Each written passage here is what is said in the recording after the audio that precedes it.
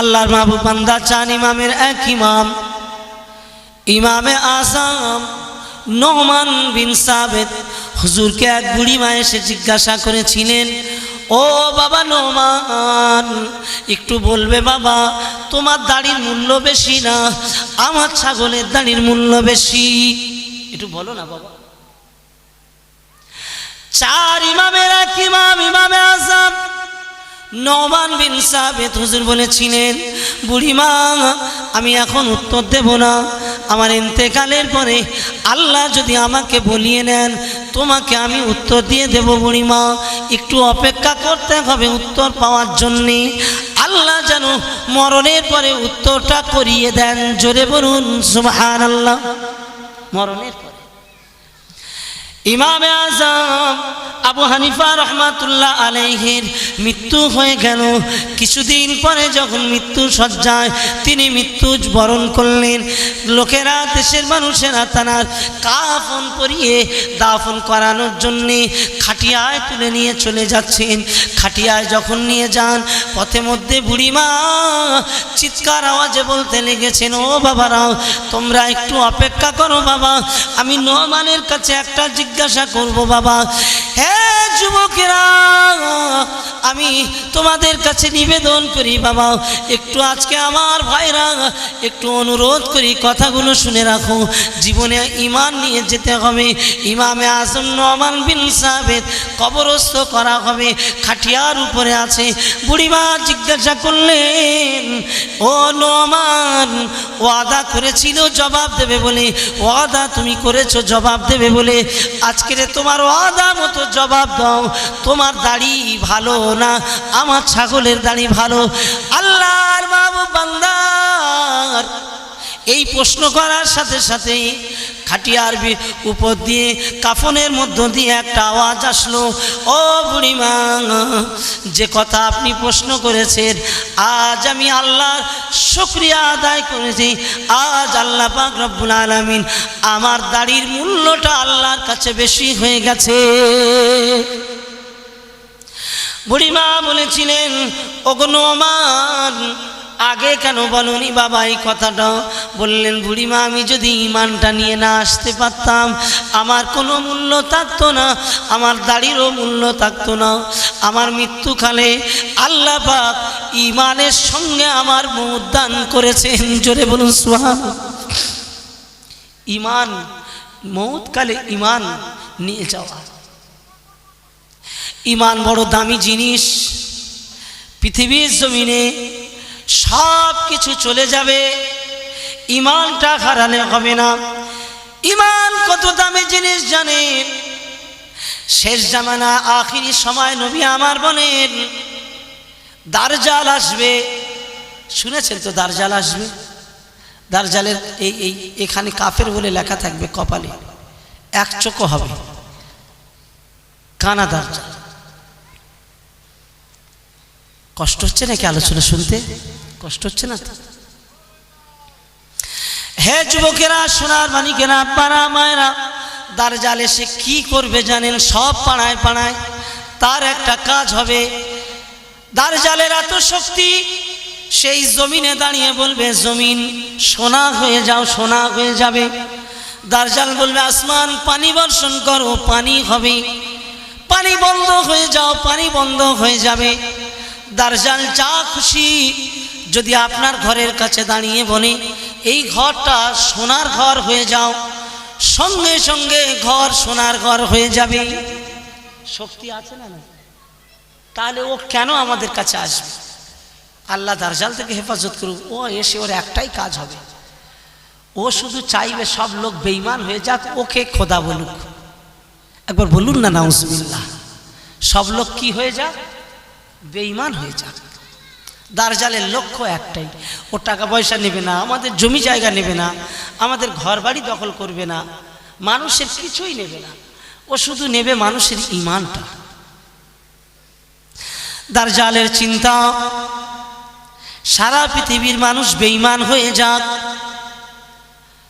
দাজ্জাল আসবে, ফিলিস্তিনের যুদ্ধ চলছে, ইহুদিরা, ওই ইসরায়েলের ইহুদিরা যে ফিলিস্তিনকে দখল করার জন্য চেষ্টা করে, মসজিদুল আকসাকে দখল করার জন্য চেষ্টা করে।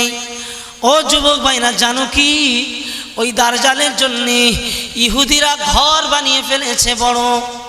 দাজ্জালের জন্যে যে দাজ্জাল যে গেট থেকে যাবে, লুত নামক একটা গেটও তৈরি হয়ে গেছে। দাজ্জাল আসবে ওদের মাসিয়া হয়ে, ওদেরকে রক্ষাকর্তা হিসাবে।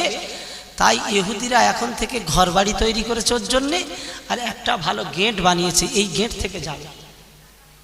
আর ওই গেটেই ওকে মারা হবে। নবী ঈসা আলাইহিস সালাম তিনি মারবেন ওই গেটেতে। সেই গেটের সব তৈরি হয়ে গেছে। তার মানে আমরা না খুব ভালো বিশ্বাস করলেও, নাউজুবিল্লাহ, অনেকেই আছেন এমন, ও বলছে কবে আসবে কে জানে, আসবে কি না। কিন্তু ইহুদিরা ওরা পরিপূর্ণ বিশ্বাস করে দাজ্জালের ঘর তৈরি করে ফেলেছে। আর গেট, রাস্তাঘাট সাজানো, বাগান সব তৈরি করেছে। গারকাদ নামক গাছ প্রচুর বসিয়েছে, সব তৈরি হয়ে গেছে। মুসলমান হতভাগা আজও ঠিক বিশ্বাস করে উঠতে পারল না। অনেক মুসলমান এমন আছে যারা দাজ্জালের বিষয়টা বিশ্বাস আনলো না, আজও পর্যন্ত ঈমান মজবুত করতে চাইল না। আল্লাহর হাবিব বলে, শেষ জামানায় বড় বিপদ আমার উম্মতের দেখি। আমার উম্মতেরা সকালবেলা ঈমানদার, সন্ধ্যাবেলা বেঈমান হয়ে যাবে। আমার উম্মতদের বড় ভয় হয়, তারা রাতের বেলা সন্ধ্যাবেলা ঈমানদার, সকালে আবার বেঈমান হয়ে যাবে। এর মধ্যে যদি আমাদের মওত হয়ে যায় তো সব বেকার হয়ে গেল। ঈমান নিয়ে মরলে তো লাভ, কিন্তু যে সময় বেঈমান হয়েছেন সেই সময় আপনার মরণ হয়ে গেল। আল্লাহর হাবিব বলেন, ঈমান বাঁচাও। দাজ্জাল ঈমান লুটে নেওয়ার জন্যে সে এত চেষ্টা করবে, মানুষের ঈমানটা নিয়ে নেবে। তার হাতে এক হাতে জান্নাত আর এক হাতে জাহান্নাম। দাজ্জালের হাতে জান্নাত আর জাহান্নাম, মিথ্যা মিথ্যা মিথ্যা মিথ্যা। ওই জান্নাত ওই জাহান্নাম আসল জান্নাত জাহান্নাম নয়। ওর জান্নাতে যে যাওয়ার আশা করবে সে আসলে জাহান্নামে চলে যাবে। আর ওর জাহান্নামে যাকে ফেলা হবে, যে জাহান্নামে গেলে পরে দাজ্জাল যাকে মেরে ওর জাহান্নামে ফেলে দেবে, আল্লাহ পাক তাকে জান্নাতে পৌঁছে দেবেন। জোরে বলা যাবে না? তাহলে দাজ্জালের জান্নাত জাহান্নাম সবই মিথ্যা, কিন্তু তার কাছে থাকবে। এই দাজ্জাল আসার আগে দাজ্জালের সহযোগী ইহুদিরা, খ্রিস্টানেরা, দাজ্জালের সহযোগী মুনাফিক বেঈমানেরা, দাজ্জালের সহযোগিতা তারাই করবে। দুনিয়াতে ঈমান লুটার জন্যে দাজ্জাল এসে ঈমান লুটবে, তার সহযোগিতা করার জন্যে আজ ইহুদিরা তাদের দলে লোক বানাবার জন্যে। আপনারা কি খবর রাখেন, লক্ষ লক্ষ রাস্তা তৈরি করেছে তারা, অর্থ দিয়ে টাকা দিয়ে তারা মসজিদ বানিয়ে দিচ্ছে, অর্থ দিয়ে টাকা দিয়ে তারা মাদ্রাসা তৈরি করে দেবে, অর্থ দিয়ে টাকা দিয়ে সব আপনার করে দেবে। শুধু তাদের লক্ষ্য অর্থ টাকা পয়সা দিয়ে ঈমান লোটার জন্যে তারা খরচ করে তাদের দলে মুসলমানদের আলেম তৈরি করেছে। তারা টুপি মাথায় দিয়ে ঘুরবে, ওয়াজ নসিহত করবে, তারা টুপি মাথায় দিয়ে ঘুরবে, মসজিদের কাজ করবে, সমাজে ভালো ভালো কাজ করবে। কিন্তু জেনে রাখো, ওই মানুষগুলো দাজ্জালের কাজ সুবিধা করে দেওয়ার জন্যে ইহুদিদের গোপন দালাল হিসাবে মানুষের ঈমানগুলো নষ্ট করে দেবে। আছে না? না কটা দেখবেন, কত আছে। আর ঈমান নষ্ট করার জন্যে এই জামানায় আপনার বাড়ি আসতে হবে না, আপনার ঘরে আসতে হবে না। এই জামানায় ঈমান নষ্ট করার জন্যে সব থেকে পন্থা হলো, বড় পন্থা, সেটা হলো ইউটিউব আর সোশ্যাল মিডিয়া। এই ঈমান নষ্ট করার জন্য এটাই বড় মাধ্যম। বিশ্বাস হচ্ছে না, মনে কোনো সন্দেহ আছে? তাহলে আপনি বুঝুন, এই সোশ্যাল মিডিয়ার মাধ্যমে বড় বড় আলোচকরা সোশ্যাল মিডিয়ার মাধ্যমে বড় বড় বক্তারা তারা আলোচনা করবে। আপনারা মনে মনে ভাববেন এটাই বড় বক্তা। ইউটিউবে মিলিয়ন মিলিয়ন ভিউ হওয়া দেখে মনে হবে এটাই হয়তো বড় বক্তা, সুন্দর কথা বলবে, তাদের মনে হবে দেখে তো এত সুন্দর কথা বলে, সমাজে এত সুন্দর, সুতরাং ইনি হলেন বড় মানুষ, ইনি হলেন বড় আলেম। কিন্তু লাখ কথা ভালো বলবে, লাখো লাখো সুন্দর রাস্তা দেখাবে, এক জায়গায় গিয়ে এমন আপনি যখন মহাব্বতে পড়ে যাবেন, আপনি যখন তার ভালোবাসায় জড়িয়ে যাবেন, এমন একটা সময় গিয়ে আপনার ঈমান নষ্ট করে দেবে। সামান্য কথায় আপনার বোঝার ক্ষমতা থাকবে না, সে এমন কথা বলবে যে কথাতে আপনার ঈমানটা নষ্ট হয়ে যাবে, নবীর প্রতি আর মহাব্বত থাকবে না, আল্লাহর হাবিবের প্রতি মহাব্বত থাকবে না, ঈমানটা নষ্ট হয়ে যাবে, নবীর প্রতি হেনাত চলে আসবে, নবীগণদের প্রতি আল্লাহ রসুলের প্রতি ভালোবাসা কমে যাবে, তুচ্ছ তাচ্ছিল্য মনের ভিতরে জন্মে দেবে, সঙ্গে সঙ্গে আপনি বেঈমান হয়ে যাবেন। আল্লাহ রসুল দয়া নবী হাবিবুল্লাহ বলেন, দুনিয়ায় ঈমান লোটার জন্যে বহু পন্থা তৈরি হবে এই দুনিয়ায়, তোমরা ঈমান বাঁচাবার চেষ্টা করো গো বাবা। বহু দলমত আছে না? হ্যাঁ, একটা দল আছে যার নাম কাদিয়ানি। কাদিয়ানি ওরা নিজেরা বলে আমরা মুসলমান, মুসলমান বলে। ওরা কাদিয়ান শহরে গোলাম মোহাম্মদ কাদিয়ানিকে নবী বলে মেনেছে, ওকে নবী তৈরি করেছে, তাকে নবী বলে মেনে আজও সেই দলের মানুষ লক্ষ লক্ষ লক্ষ লক্ষ মানুষ আছে।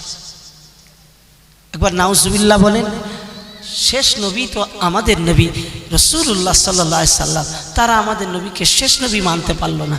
তার মানে কি ওরা ইমানদার? ওরা কি মুসলমান না ঝুনো কাফের? কি মনে হয় বলেন? ঝুনো কাফের না? কিন্তু ওদের মসজিদ আছে, ওরা আবার কোরআন শরীফ পড়ে, ওরা টুই মাথা দেয়। কি বলবেন আপনি? হ্যাঁ,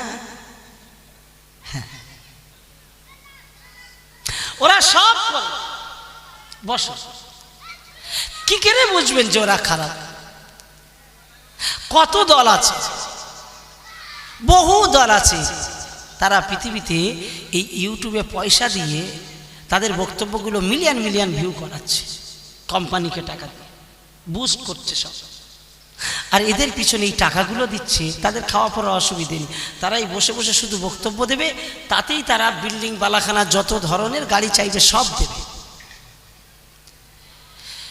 এমন সূত্র তৈরি করেছে ঈমান নষ্ট করার, যেটা বড় কঠিন, বোঝা বড় দায়।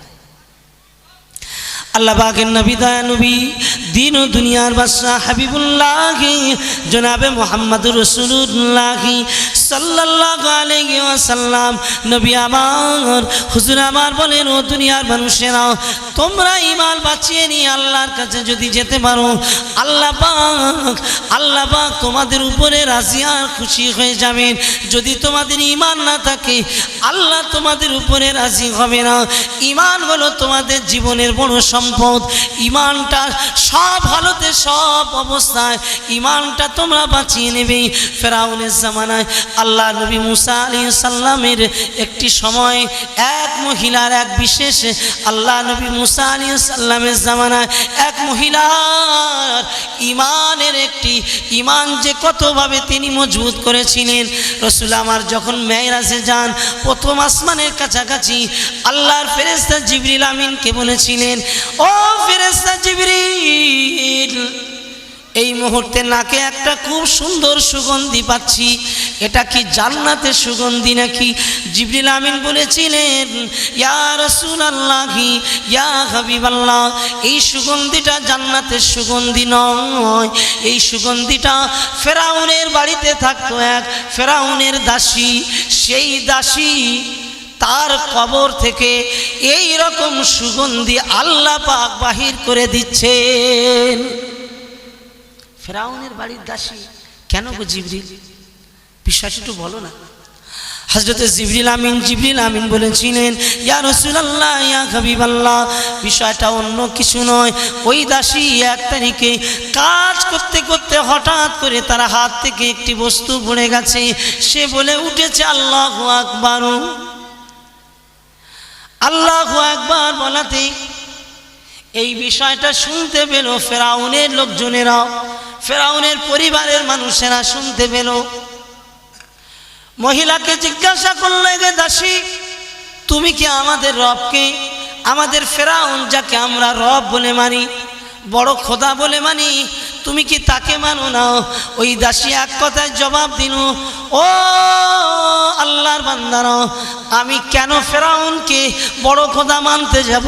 বড় খোদা তো আমার মহান আল্লাহ। জোরে বলুন সুবহানাল্লাহ। বলো, তাহলে তুমি আমাদের রবকে মানো না? বলে না, মানি না। কেন মানবো? কেন? ওনাকে যিনি বানিয়েছেন, আমাকে তিনি সৃষ্টি করেছেন। খবরটা ফেরাউনের দরবারে চলে গেল, রাজ দরবারে। ফেরাউন এত রাগ রেগে গেলেন, ওই মহিলাকে শিক্ষা দেওয়ার জন্যে সমস্ত ব্যবস্থাপনা করলো। মহিলাকে ডেকেছে, মহিলার 2 সন্তান, তাদেরকে একত্রিত করা হলো। রাজ দরবারে ঘোষণা। ফেরাউন ওই সময় বলল, রে দাসী শোনো, তোমার একটা উপায় বাঁচার জন্যে, যদি তুমি বাঁচতে চাও, টকবক করে আগুনের উপরে তেল টকবক করে ফুটছে দেখো। যদি তুমি আমাকে রব বলে না মানো, তোমার ওই বাচ্চা দুটো তেলের উপরে আমি ফেলে দেব, কেউ বাঁচাতে পারবে না। বলতে বলতে আল্লাহর বান্দি জবাব দিয়ে দিয়েছেন, আপনি আমার বাচ্চাগুলো কেন, আমাকেও যদি আপনি ফেলেন, 1000 বার আমাকে ফেলে দিলে, আমি আল্লাহ ছাড়া আমি কাউকে আর রব বলে মানব না। জোরে বলুন সুবহানাল্লাহ। কাউকে মানব না। ফেরাউন মুহূর্তের ভিতরে আগুনে টকবক করা ওই তেলের উপরে বাচ্চা ফেলে দিল। মুহূর্তের ভিতরে ওই বাচ্চাটা পুড়ে, বাচ্চাটা ভাজা মাছের মতো একেবারে এমন শক্ত হয়ে গেল, দুনিয়ায় আর বেঁচে নাই। জনম দুঃখিনী মায়ের সামনে বাচ্চাকে তেলের কড়ার উপরে ফেলে দেওয়া, মায়ের চোখ দিয়ে ঝরঝর করে পানি ঝরছে। ফেরাউন মনে মনে ভাবছে, এবার মনে হয় আমাকে রব বলে মানবে। মহিলার দিকে তাকিয়ে তাকিয়ে ফেরাউন বলতে লাগলো, এবার বুঝেছো তো, আরও একটা ছেলেকে ফেলে দেবো যদি আমাকে না মানো। ওই সময় ওই মহিলা বলেছিলেন, ফেরাউন, যা বলার তো আমি বলে দিয়েছি, আমাকে ভেবো না আমি কাঁদছি। মানে তুমি কি ভাবছো আমি আমার সন্তানের মায়ায় কেঁদেছি? না না, এ কথা ভেবো না, ভেবো না, ভেবো না। আমি আমার মহান আল্লাহকে বলেছি, ও আমার আল্লাহ, আমার বাচ্চা আমার চোখের সামনে মরছে বলে, আমার বাচ্চা আমার আল্লাহর জন্যে জীবন প্রাণ দিচ্ছে বলে আমি কাঁদি না, আমি কাঁদি না।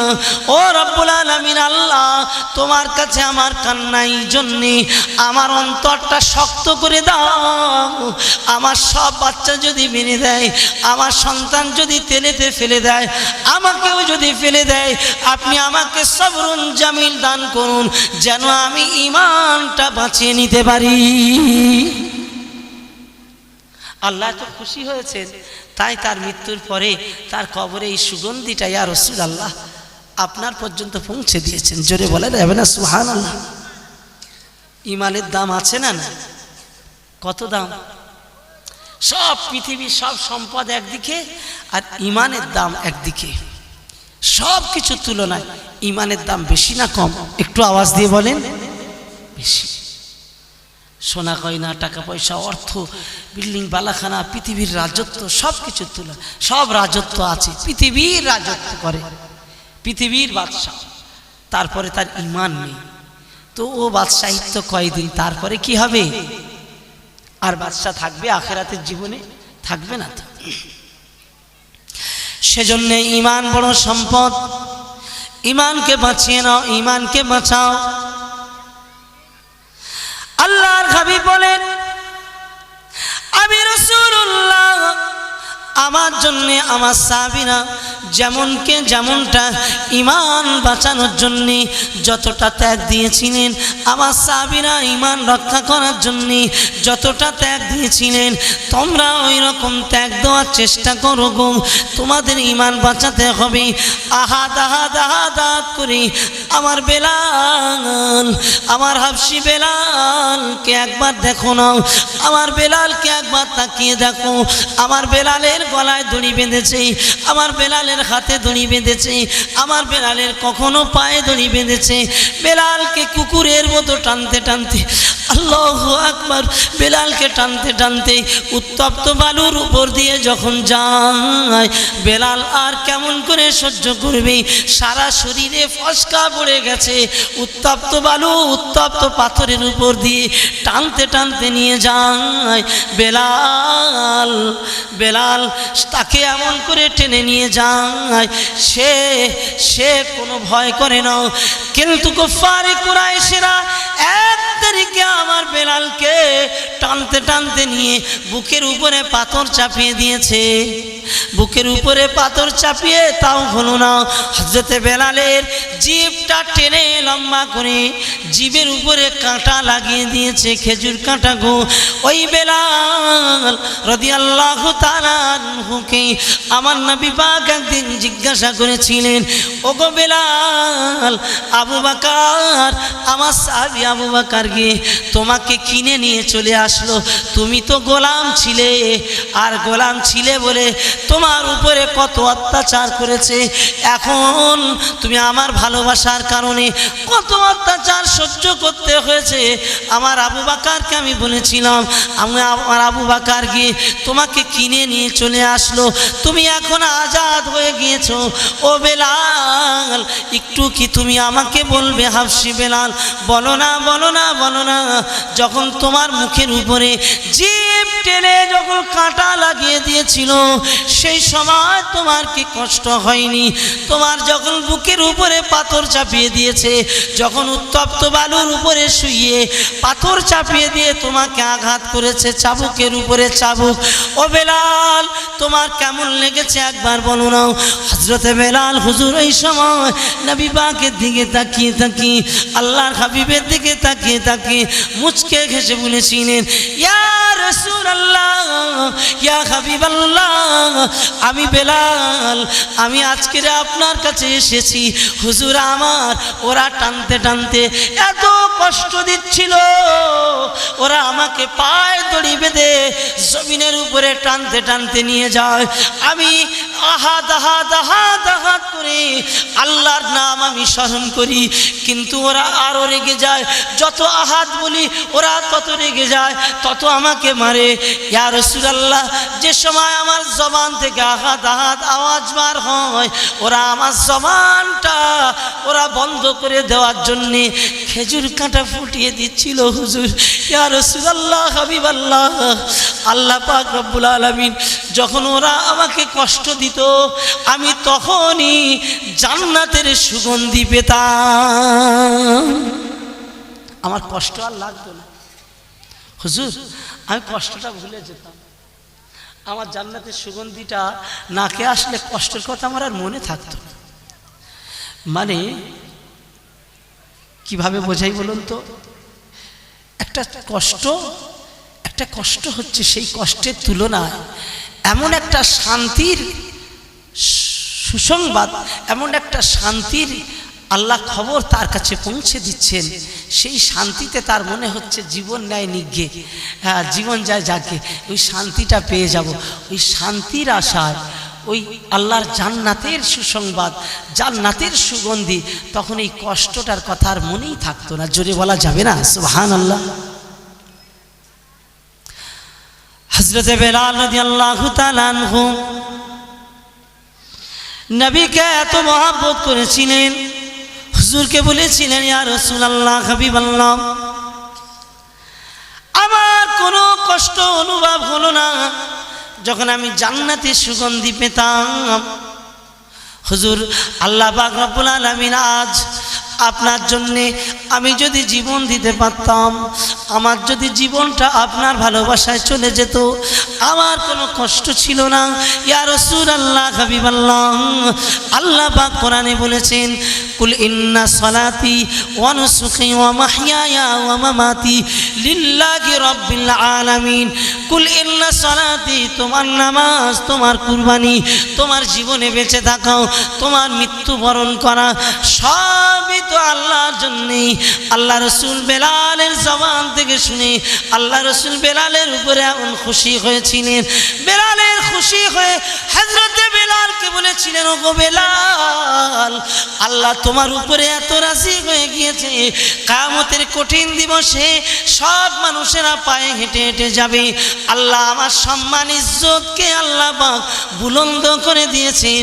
আল্লাহ আমাকে বুরাকের পিঠে বসাবেন, আমি বুরাকের পিঠে বসবো। ওই কিয়ামতের মাঠে কবর থেকে ওঠার পরে আমি যখন বুরাকের পিঠে উঠব, আল্লাহ তোমার ইজ্জতে তোমার সম্মানে ওই বুরাকের লাগামটা আল্লাহ তোমার হাতে দিয়ে দেবে। হযরত বেলাল হুজুর খুব খুশি হয়ে গেল, খুব খুশি হয়ে গেল। আমি কিয়ামতের ময়দানে রসুলের বুরাক আমি ধরে ধরে নিয়ে যাব। সম্মানিত নবী হাবিবের ইজ্জত শান এত উচ্চতে এত বৃদ্ধি করেছেন। আল্লাহ রসুলের সাহাবীরা একটু মুহাব্বতে দরুদ শরীফ আল্লাহুম্মা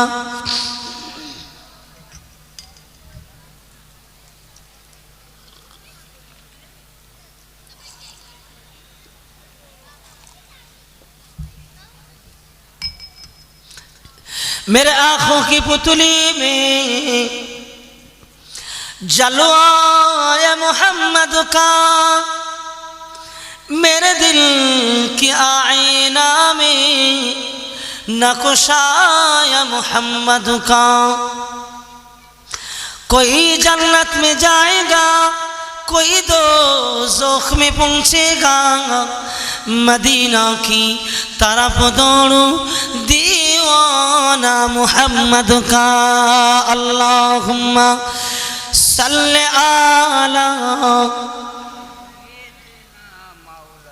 मल जहीम सल्लू सुम्मा फी सिलसिलातिन दरुहा सबऊना दिराअन फासलिकू। আল্লাহ কোরআন বলে কিছু ফেরেশতারা 70 হাত জিঞ্জির নিয়ে 70 হাত জিঞ্জির নিয়ে ছিগল নেবে, লোহার ছিগল নিয়ে। হে যুবক, বাঁধা হবে ওই বান্দাদের যারা আল্লাহর অবাধ্য হয়ে গিয়েছিল, বাঁধা হবে তাদের। আল্লাহ পাক বলবেন, ওই জাহান্নাম তেড়ে আসছে, ও আমার ফেরেশতারা শোনো, এই বান্দা একে মাফ করে দেওয়ার জন্যে, ওই জাহান্নাম ওকে থামাবার জন্যে, ও যে কান্নাকাটি করেছিল ওই পানিটা যত্ন করে রাখা আছে, ওগুলো নিয়ে জাহান্নামের দিকে ছুঁড়ে দাও। ওই পানিটা জাহান্নামের দিকে ছুঁড়ে দেওয়ার সঙ্গে সঙ্গে জাহান্নামের আগুনটা দপ করে ঠান্ডা হয়ে যাবে। পারবেন না একটু কাঁদতে? আল্লাহর ভয়ে একটু কি চোখের পানি ফেলতে পারবেন না? আল্লাহর নবী দিন ও দুনিয়ার বাদশাহ হাবিবুল্লাহ বলেন, আল্লাহর জন্যে কাঁদো, আল্লাহকে খুশি করার জন্যে কাঁদো, জাহান্নামের আগুনের ভয়ে কাঁদো। জান্নাতে যেতে পারবে কি একবার ভেবে দেখো। আমি নবী হাসরের ময়দানে পানি বিতরণ করব, তোমরা আমার সারিতে থাকবে, কিন্তু অবাধ্য হলে আমি তো পানি দিতে পারবো না। আমি আগেই বলে দিচ্ছি, তোমরা অবাধ্য হয়ে আসলে আমার পানি পাবে না। হাসরের ময়দানে আমার হাত থেকে পানি খাওয়ার জন্যে আল্লাহর কাছে কাকুতি মিনতি করে ফরিয়াদ করো। যে বান্দা আমার পানি পেয়ে যাবে তাদের জন্যে আল্লাহ পাক জান্নাত রেখে দিয়েছেন। ওই জান্নাত আল্লাহ পাক রব্বুল আলামিন বলেন, ওই জান্নাতের ভিতরে এত সুন্দর করে সাজানো, ওই জান্নাতের ভিতরে এত সুন্দর করে সাজানো নহরকে আল্লাহ পাক রেখে দিয়েছেন। ওই জান্নাতে আমার আল্লাহ ও আজওয়াজুম মুতাহহারাতুম ওয়া রিদওয়ানুম মিনাল্লাহ, আল্লাহর জান্নাতীদের জন্য আল্লাহ পাক বললেন, হে আমার বান্দা বান্দিরা, তোমাদের খুশি করার জন্য তোমাদের স্ত্রী বানিয়ে দেব, তোমাদের জীবন সঙ্গিনী বানিয়ে দেব। আমার জান্নাতের হুরেরা তোমাদের জন্য সারিবদ্ধভাবে দাঁড়িয়ে থাকবে। জোরে বলুন, আরো একবার জোরে বলুন সুবহানাল্লাহ। জান্নাতে হুরেরা থাকবে, তোমরা একটু শুধু তোমাদের কাজ হলো দুনিয়াতে ঈমানটা নিয়ে আমার কাছে আসা, আর কোনো কাজ নেই, শুধু ঈমান নিয়ে চলে আসো। এতটুকু নিয়ে আসতে পারলেই ব্যাস শেষ। আমি আল্লাহ তোমার উপরে রাজি হয়ে যাব, যে কোনো মূল্যে, টাকা দিয়ে হোক, পয়সা দিয়ে হোক, জীবন দিয়ে হোক, মেহনত দিয়ে হোক। লক্ষ্য শুধু ঈমান নিয়ে যাওয়া। কি লক্ষ্য? জোরে বলেন। ঈমান নিয়ে যাওয়া, আর কিছু।